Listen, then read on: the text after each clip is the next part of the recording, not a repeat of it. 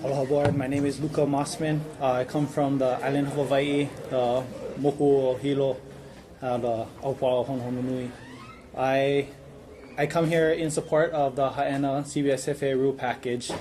To me, this Malama Aina initiative is not just to protect our natural resources or marine resources. To me, it's to protect our traditional Native Hawaiian practices.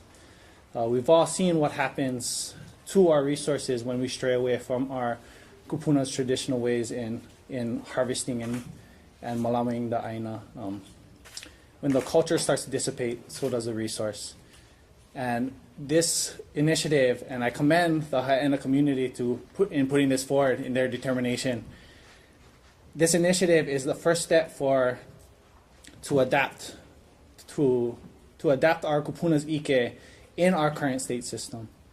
And if this is the route in which we have to take care of our resources in a moku-based system, then I support it. And it's not perfect, but us Hawaiians, we're very fluid. We observe our resources and we adapt our rules accordingly. And that's why I'm here to support that. Thank you guys. Mahalo. My name is Kukana Kamatov, and I am from Waimanalo, also part of Nakua Aina o Waimanalo, who we are the people of Waimanalo, and we're the backbone of our area.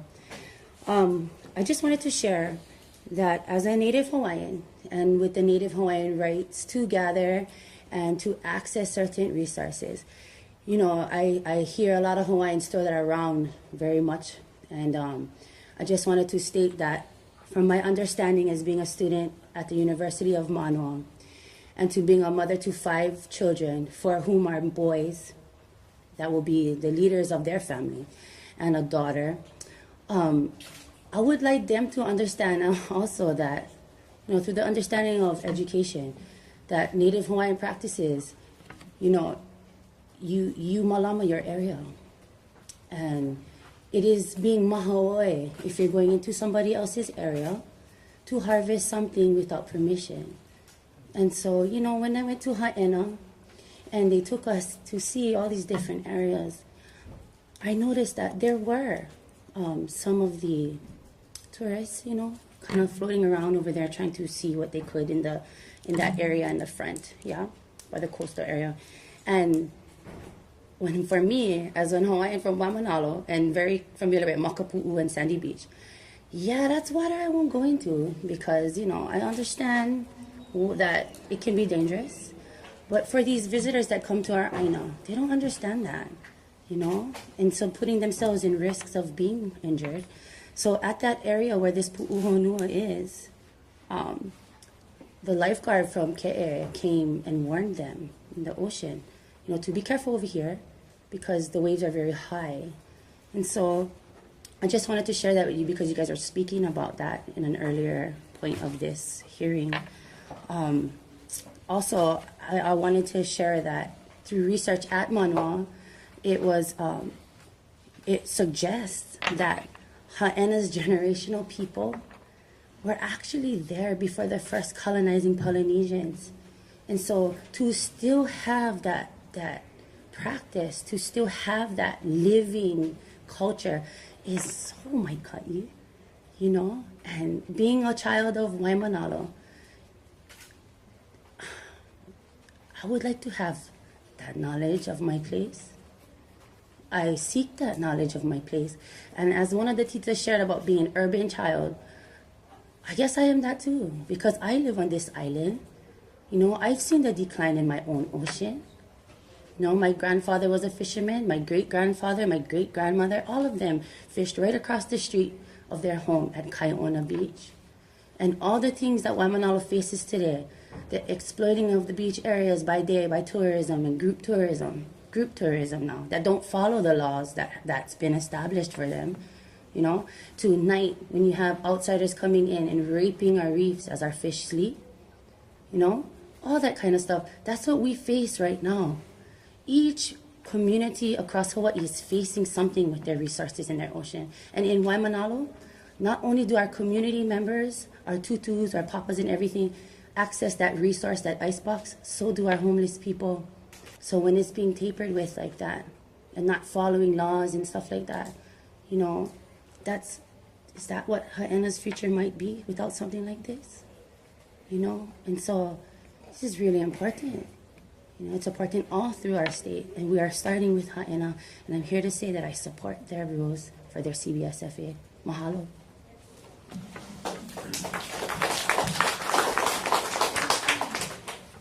Aloha mai kākou.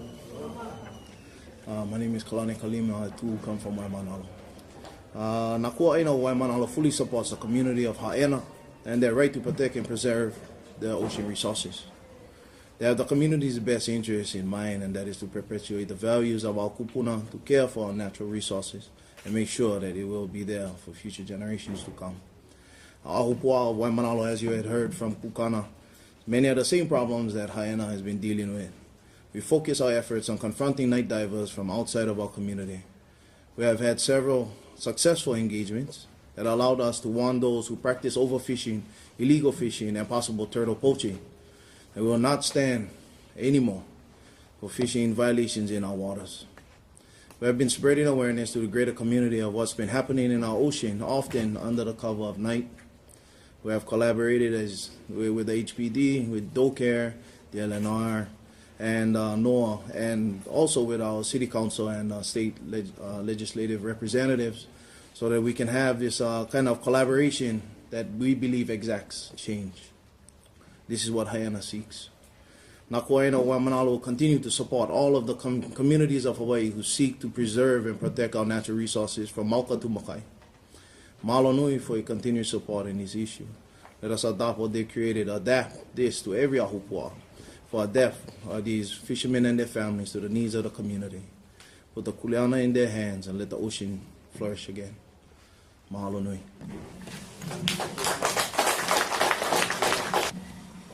Aloha mai kākou. I'm Hanaki Halari Springer, Kama'aina of Ka'upulehu in North Kona.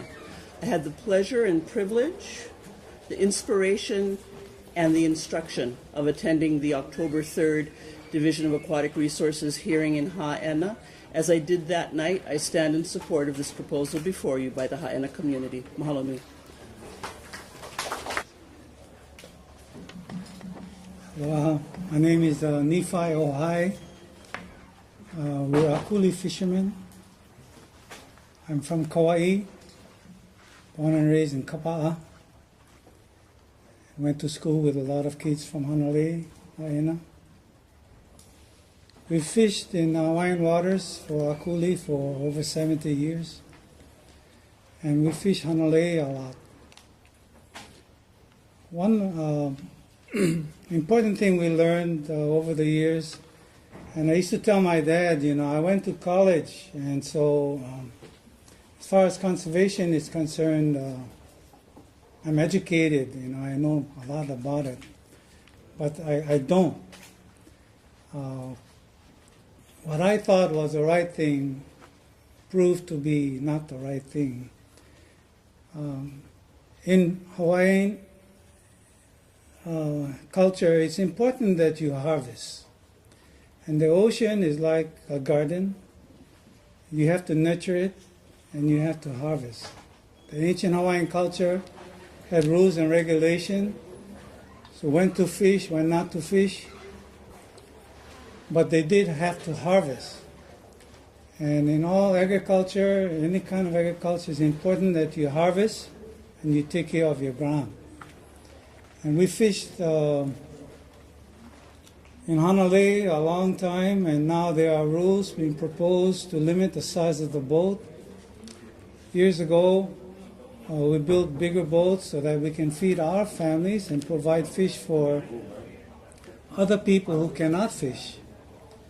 And what fish we catch in Hanalei goes all over the islands. And when the fish comes into Hanalei, you have to harvest it. If you don't, the schools get smaller.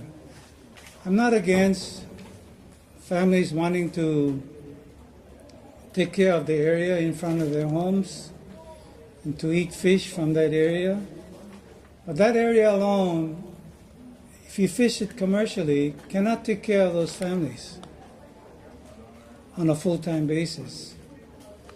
Like the taro that's grown in Hanalei, it's too much to feed that one family, the raised taro. They send it outside. Other people benefit from the raising of taro in Hanalei. When a coolie comes into Hanalei Bay, it should be harvested, and it's a big schools, and we can feed thousands of people with that. And we always leave fish for those who come out to help us. The Haraguchi family, the Akana family, the Taihuk family. These are all fishermen families.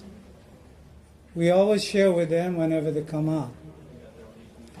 We have things happening on the land, already been mentioned about the use of fresh water that affects the ocean and affects the limo growth from Napili on Maui all the way up to Laparu. I fly that area a lot, and over the years I've seen the limo turn green from the runoff, from the construction runoff and the fertilizer runoff. It just fertilizes the ocean, and this green limo took over, the akuli disappeared. And they blame us, but we didn't cause that. It's important that akuli grounds be kept open, not just for me. I'm an old guy already. I won't be fishing much longer, but for you, for the children, they need a place to fish akuli. The island of Kaho'olawe has been closed. We have a lot of sections around the island that's being closed. Cannot fish akuli. Robinson wants to close all around Niihau, 3 miles out. No one can fish akuli. And is that what we want for our children? Since tourism came into Hawaii, all the islands have been affected by the tourist boats. They run right over our akuli schools. Sometimes we load it with net on our skiffs. We're waiting for the fish to move in. And we see them coming down the coastline right for the fish. I'm in the airplane. And I tell my dad on the boat, hey, these guys are going to run right over the fish. Wave them out. So they all take off their towels and their shirt. They wave them out to go around us. No. They all look inshore and go right over the fish. Now, we cannot fish Polihali. We cannot fish Kalalau on the Napali coast because the tourist boats go up and down there, run over the fish. So what happens to me and my family? What happens to you and your family? If your children want to fish, where are they going to fish? I'm not against having a conservation area here so you could fish offshore and feed your family. That's not the problem. But if you go out 2 miles, 3 miles over a large area, you affect the open sea and you affect the fishing grounds. Now the guys that do scuba that I know, and when we scuba, we find that there's a yellow ta'api and the spotted sea bass that we did not bring into these islands. These species were brought into the islands that are affecting the islands and eating the menapachi, eating the kona crab, eating the other species because the yellow perch is very aggressive. Now the skin divers, the scuba divers, harvest these. Without them, there's no limit, there's no restriction, there's no arresting this endangered, these aggressive species. So I believe that scuba diving should be allowed. We have rules. If I can, so you're going off, we're talking about the HAENA rule, so can you focus it towards the HAENA rule? So we're hoping that we can leave Hanalei open so that we could fish akuli in the bay. I had already invested years ago. We built a big boat, 58-footer. I got another boat coming up. It's a Kauai, named after where I come from. It's 80 feet. So we have to compete with what's going on in order for us to survive. The best akuli fishermen in Hawaii are local boys. They can take the water. They're not afraid of shark. I'm the last one to go in the water. I always tell my crew go in first. But you need to have a place for them to fish. You need to give them opportunities to fish. We have 165 ahi boats in the islands. Most of them are not local crew. And they fish ahi, but can you afford to eat ahi? The price of ahi is really high. It's only akuli and the diving fish that can support the industry and support the people. So we're asking that as you manage your area, if you leave Hanalei open so that we can harvest and feed all the people of Hawaii, not just a small group. That's all. My name is Betty Chu Go. My father was Charles Kinney Chu. He was born in December 1913 in HAENA, and his mother was born in Kalalau Valley. His father was from China. And being the first child of that union, he was in the traditional manner gifted to his grandparents. So he was the lucky one, as my auntie says. He was the lucky one. He got to live in HAENA year-round. And they only came during the summer, and their father would drive them down in the Model T or whatever. And the first thing they would do is they'd run to the ocean, and they'd roll down the sand dunes. And they just loved it out there. And my grandmother, she was the best he'e fisherman in HAENA. And she really, really missed HAENA, but she had to live in Kapa'a, where her husband had a tailor shop. So she would always come to HAENA in the summertime. Unfortunately, I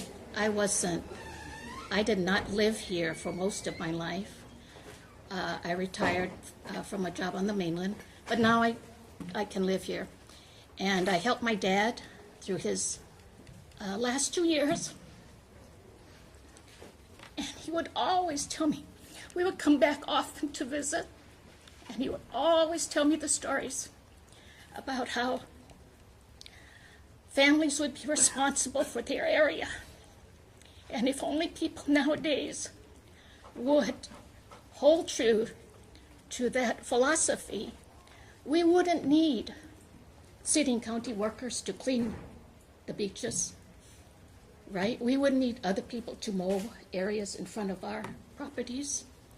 And that's what held true. And keeping in your area, fishing for only your needs for the day, that was the lifestyle. And they lived off the land. A treat to him was having bread and jelly, because every day they ate fish and poi. And he ate fish and poi all his life, even though he lived for a long time here on Oahu. That was his diet. He lived to 97 years old. And he, years ago, he was given a copy of the book HAENA. And a few weeks later, we asked him, well, did you read the book? And he says, yes. Well, did you read it all the way, all the way through? He says, no, I don't need to read it because I know the ending. I know the ending. And it was a very sad ending for him. And so today, he would be so very proud of my cousin Press and his group of supporters who are pushing forward. Just all they want is just a little fraction of this whole wide world, oceans. Just asking for a little fraction to preserve the old ways. And maybe that will eventually be determined to be the best way for the future. We shall see, but hopefully you will help us and approve this. Okay, thank you. Mr. Chair, my name is Mike Sir. I've been a fisherman for a while. Two things. I asked that committee members make a provision for taking the invasive species in this closed area. You know, there's no reason to close this area down if you're gonna let all these invasive species take over the area. So we're asking for special provision to take invasive species only. And then number 2 was the Hanalei rule. Is it 15 feet, the boat, William? 14. Not this passage. Are we referring to a boating rule? There's a provision regarding net fishing on the vessel length of 14 feet, but that would not apply to Hanalei Bay. Nothing in the package applies to Hanalei. Yeah, I was just here looking out for Mr. Ohai's best interest because his boat is 58 feet, and if they came out with that 14-foot rule, he would be. So this would be launching from the beach, from Yeah, Makua or KA or any of those places, right? We just need a clarification on that. Thank you. Aloha, Mr. Isla, board members.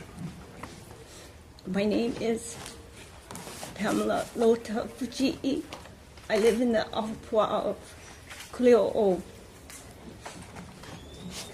I am a direct descendant of James W. and Louisa Lota, James Kapio Lehua Piko'ula Ikalani, and Juliana Keola Lauli'i Alapa'i Lota. My kupuna are gone now, but their teachings are still with me. Their legacy is in HAENA. My kupuna were original members of the Hui Ku'ai Ana o HAENA.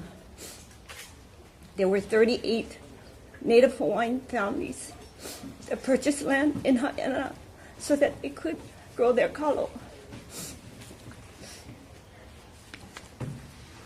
Sorry. The land and the ocean fed them, their communities, and their extended families.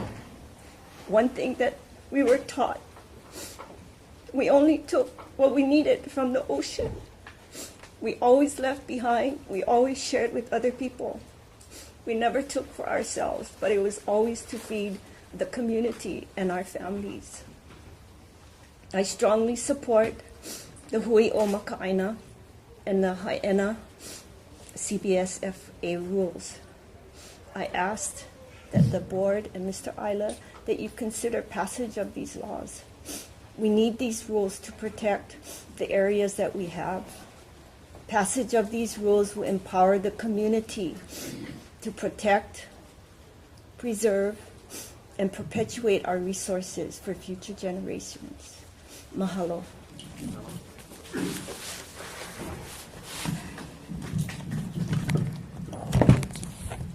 All Chair, Board, thank you people, supporters for HAENA outside there and people in here. Tell God thank you for all you did there. My name is Henry Shangwo. I'm president of the Ever Limo Project. Honolulu is one of the worst places, or if you want to say it, don't follow Honolulu. Because right now, from the leeward coast, from Honolulu Bay to Yosaibi Macau, we have lost our natural resources. And why? Development, overpopulation, new diving gears, and we are making the rules, you are making the rules.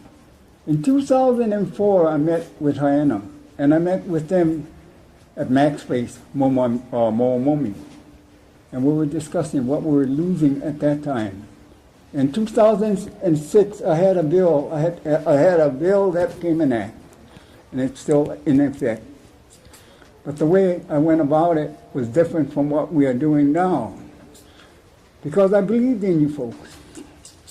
And I think it's too long, 2 administrations, where these people in HAENA have not gotten the rules straightened out.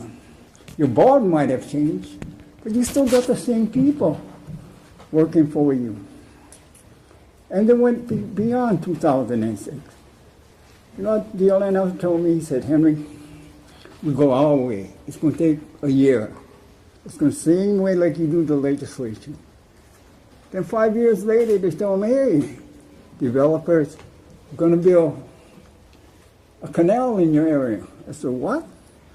After all this stuff, you're telling us we're going to change them? You know, we believed in you folks. And I said, you know what? Let's take it to the legislature. And that's what we did. And, you know, I look at HAENA, and they've been waiting 8 years. In fact, they've been waiting since 2004 when I first met them. Talk to me about the limo. Talk to me about our natural resources. Tell me what we're doing. Instead of planting trees, instead of planting grass, instead of bringing the water back through the areas, we are planting concrete foundations. You know why, Wally? Take your water back from the leeward side. I got 11,400 homes coming up in an agriculture area. You know, what people don't understand is this. If it's dry, if it doesn't have the water, then how can you make all these foundations without fresh water? How can you make cement without fresh water? Okay, so I support HAENA. You see that little kid I was carrying? We're doing it for him and his sister. So I ask you to please support HAENA, and aloha to everybody in your mahalo.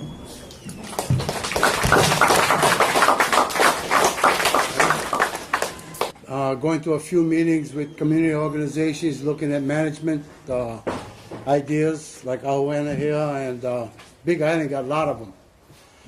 From Minoli all the way up to Pu'u Point, you got groups and management areas that's happening. You know, I can see that because of Western contact, we got to do something that was wrong. But as one Hawaiian, I don't want to be blamed for that. So I think all these bans and all these managements and all these titles put on top of land and water, I should be exempt from that. I shouldn't be a criminal practicing my traditional practice, go catch fish. So I support a lot of these bans and a lot of these projects, but I as a Hawaiian should be exempt from that. Not for commercial reasons, for subsistence and religious practice. I should be exempt from all of these statewide. And it shouldn't be an agreement where we get overlooked at that part, because like anything else, it'll start running like rash and we won't be able to stop it. So I'm trying to say that this board has a responsibility to look out for my rights as a native gatherer and not as commercial purposes. I mean, you go tell the American Indians they can't catch their salmon. You know, I'm a vet like they were. I was in the military with Indians too. Now, I don't like the idea about defending our country and I'm coming home and being shortchanged about my rights and my practices. So I just would say that, yes, I support these so-called management areas to preserve resources, but I am a resource too. My practice should be preserved. So that understanding of subsistence for religious practices gathering should happen. When you make your decision, I hope that's part of the language in all your management decisions about my practice to the land. And that's what I came here all the way from the Big Island to say, because you're going to be barraged with that, and you've already been doing it, and it's already starting on every island. So don't spread it around, man. You got to exempt me from all of these rules and regs about protecting things that I had nothing to do with destroying in the first place. So that's my point of view. Thank you. Aloha, my name is Raphael Bergstrom. I'm a self-proclaimed crappie fisherman. I grew up in California along a beautiful riparian protected area, the American River in Sacramento, and most of the time when I tried to fish for trout in the lakes or salmon in the river, my line got stuck in the tree or wrapped around my neck or something like that. So I understand how difficult it is to fish. What I was lucky enough to grow up with also was that I had a family that was deeply connected to the resources, to the land, and taught me that. And when I moved here 5 years ago, something that drew me immediately to Hawaiian culture was the ahupua'a system and understanding this connectivity between everything, between all of our natural resources. And I think what we get away from when we allow commercial fishing, sport fishing, is that connectivity. And if I can't go out and fish myself, do I really have a right to eat that fish? I don't know. maybe I do if I go down and I'm working uplands and I'm part of the connectivity that's helping protect the fisheries down below. But it's very complicated in Hawaii too, because we go from very different biomes very quickly around this island. So community-based management is so necessary, because top-down management, where it's just a blanket across all these biomes, is just, it doesn't work. It's not practical. And giving the power back to a community who does live there, who understands it, I think is the only way that we can go if we're going to see any change in seeing these resources come back to life. Because I came here 20 years ago as a kid to Kauai, my first trip to Hawaii, and I snorkeled at tunnels and Ke'e, and I went back 20 years later and it's not the same. And I truly believe that in order to go back, we have to find that connectivity again. And I think this is a step in that direction. And if it means that I don't get to eat the fish because I can't buy it in a fish market, or I can't buy it at Costco, so be it. I would rather go to the community that is catching that fish and say, look, I'm working to preserve the land upland because I'm a crappie fisherman, and I'm going to help you do things to help our urban areas protect your resource down here, and maybe you'll invite me to your fish fry, and I get to eat fish that way. And that's fine with me. So I fully support the HAENA community, and I hope that this persists around the islands. Thank you.